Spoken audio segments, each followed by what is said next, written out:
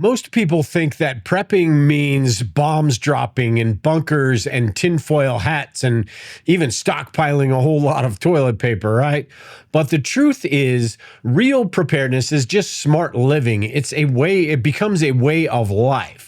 Whether it's a simple power outage, a natural disaster, or a large economic crisis, the difference between struggling and thriving and surviving basically comes down to a few key details.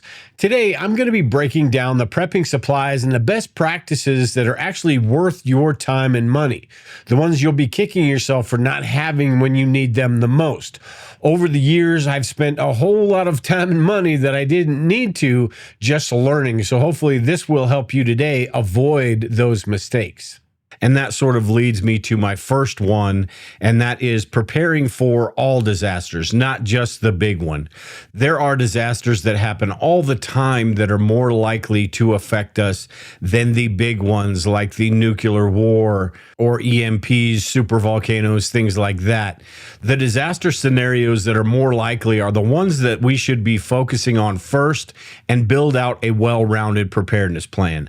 Plan for those things that regardless if nothing major happens in your lifetime, you're going to be prepared for those little events.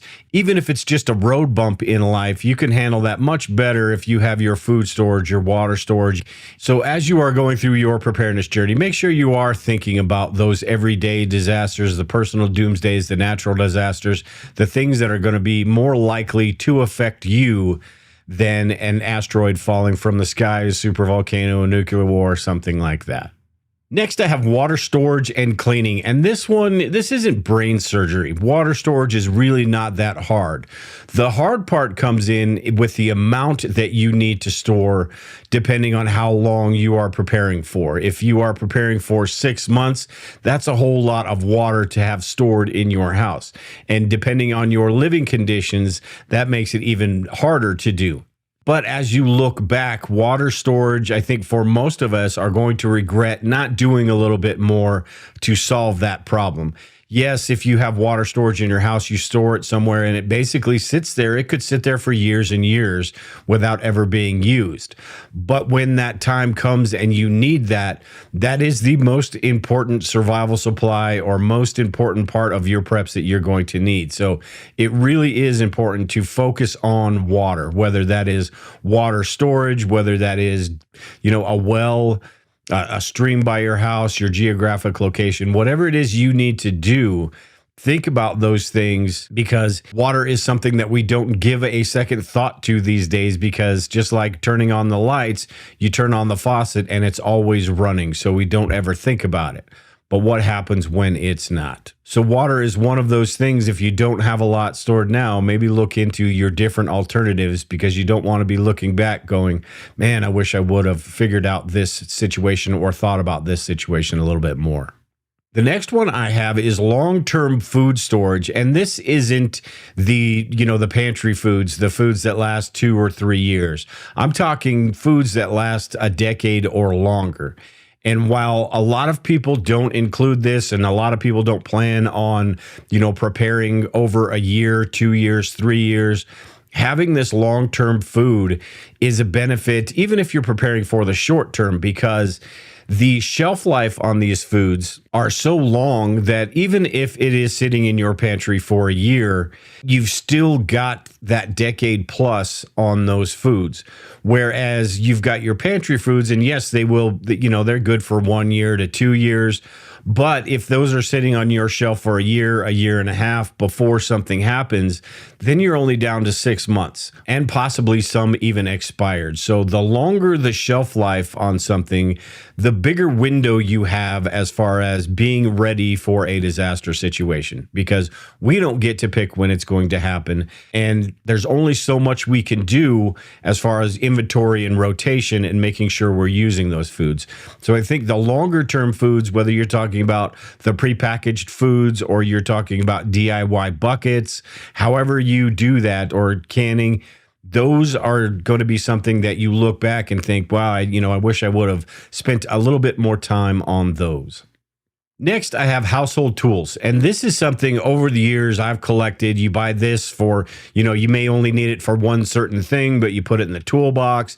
I've got 14 different screwdrivers, a bunch of different pairs of pliers, files, and things like that, hammers. Those are the things that are going to be important depending on what the disaster scenario is. And if there is no hardware, if the Home Depot is closed and you can't go to Home Depot to buy this or that, you're going to want to make sure you have those available to you. Tools like shovels, the gardening tools, the socket sets, and all the different tools that you can think of. You never know when those are going to become useful. So just amassing a collection of tools, as many as you can. And if you don't have a lot of space, maybe it is just one of each, a socket set. You've got the power tools. You need a way to recharge those. But think about the things that might be necessary in a hurricane, earthquake, or tornado. Shovels, pickaxes, and things like that may be really important. So we need to make sure we have those available to us. Next on the list, I have your property and geographic location. And this is a tough one for a lot of people. You can only do what you can do. So researching how much property is going to cost, researching your geographic location, where you are located, and maybe over the course of time, we're not talking like this year or next year, but over the course of time, you save up money, you're able to buy a small plot of land, or you move to a location that isn't going to be quite as dangerous. These days, it's not just a location in your state. It's sometimes it's finding a different state. Also, the hazards around your area play a factor. If there are nuclear silos, military bases, things like that, that could be a target, that may not be the safest place to be. So while owning property, moving to a different geographic location may be difficult and even impossible sometimes, it is something that if there is a means for us to do that, we should really think about that, because when something does happen, that could be one of those regrets that you have, is not moving to this state or not having a little bit of property that because you never thought you were going to have to bug out, but you do. And now you have to post up on somebody else's property or something. That could be something you look back at and say, man, I wish I would have spent a little bit more energy on that. And sort of along the same lines of property is building community. And this is a tough one. And with this, I don't mean forming prepper groups, although that is a good idea as well, but getting to know your neighbors, getting to know who your allies and who your enemies are going to be in a situation like that. Maybe not necessarily enemies depending on the disaster situation, but who is going to be helpful and who is not. Who is going to be a drag on you and who is actually going to help you get things together, who has the same sort of mindset. So I think building community and doing things like that are me especially, sometimes we tend to put that on the back burner. But it is really something that when something does happen, even from something that a very small scale to something larger scale, your friends and your neighbors are going to be around anyway. So you may as well have the best relationship possible. All right, so next I have training and skills, and I probably talk about this just like water with every video I do. But training and skills are far more important than the supplies that you have. I call them force multiplying skills, because if you take some first aid classes, even just the CPR classes, if you go out to the range and get instruction from an actual instructor, if you learn about some of these wilderness skills, bushcraft skills, the supplies that you have are going to be even more valuable to you in situations like that. So the first aid kit is great to have for everyone, but understanding how to use a chest seal, understanding how to use quick clot, things like that, the more you learn, the more skills that you have, the better, the more useful you're going to be with those supplies. As far as a bug out bag, it also reduces the amount of supplies that you need. The more skills you have, the less supplies that you need to take with you, the more you can think on your feet. So I think training and skills and just learning in general is far more important than the supplies you have. Although the supplies you have are important as well, it doesn't mean that you need to spend $100,000 on prepping in the first 6 months or so.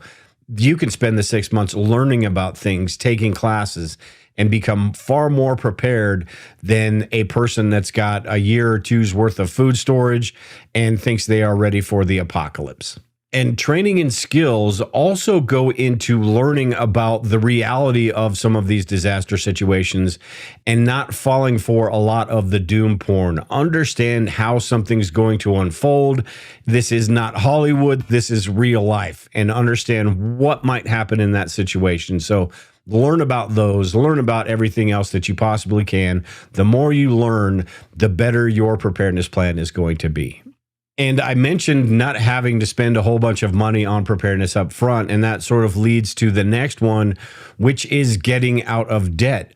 Again, another one that is a little bit easier said than done, but we should be trying as much as we possibly can each month to reduce our debt and not go into more debt, whether that is going out to eat fast food a couple times a week, minimizing that, whether that is not talking yourself into something. I do that all the time. There are different preparedness supplies that I can rationalize why I need this, why I need that. Getting out of debt could be one of the most important parts of preparedness, because there are disasters where everything will just completely fall apart. But like I talked about earlier, with prepare for the smaller disasters as well as the larger disasters, there are some where the economy goes to crap or something like that, and they will come to take your home, to take your car, you know, whatever they can. They will repossess whatever they feel like they need to, and they don't care about your personal situation. So the less you are beholden to somebody else, the more free you are to do whatever you want. And finally here, I have your mental well-being and spirituality. And this could be the most important one on this list, because without this, you're not going to be able to get all of the other stuff done. If you are a Christian, you know exactly how important this is, and it is the most important thing to be ready spiritually. And even if you're not, it's important to be well-grounded and in a good place when it comes to preparedness, because inherently preparedness is about all the different disasters and all the bad things that can go on.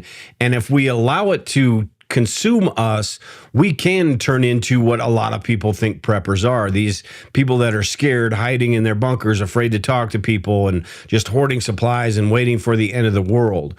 We need to live our daily lives as well, and we need to understand that there are only so many things that we can control, and we need to do what we can to control those.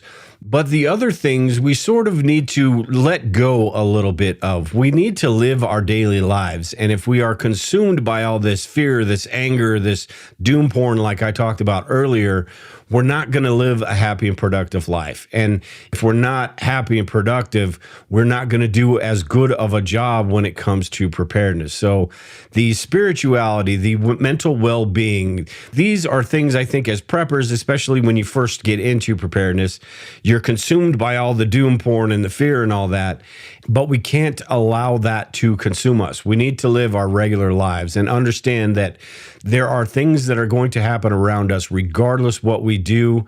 So we need to accept that and do what we can do to prepare for those. And the things beyond our control, it may be easier said than done, but we need to sort of let go of and let things unfold the way they are. Along with working on the water storage, the food storage, and all the supplies, we need to work on ourselves as well and make sure that we have the right mindset about preparedness. Yes, there are some scary things that are going on and things that could happen tomorrow or next month or next year, possibly 10 years down the line. But we need to think about this holistically and think about everything in look at the big picture of everything. Now, in preparedness, food is where we're probably going to spend a bulk of our budget. It's something that we're going to use every day, a consumable that needs to be replenished on a daily or weekly basis. Over the years, I've wasted a whole lot of money on food that I thought I needed or I thought I was going to use, but I ended up throwing it away. Canned foods and things like that just went well past its expiration date, and I had no choice but to toss it.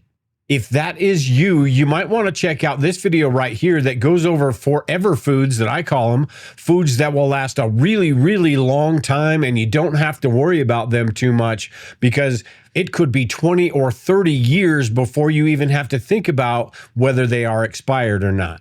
Check out that video, and until next time, everyone, take care and prepare. We will talk to you all later.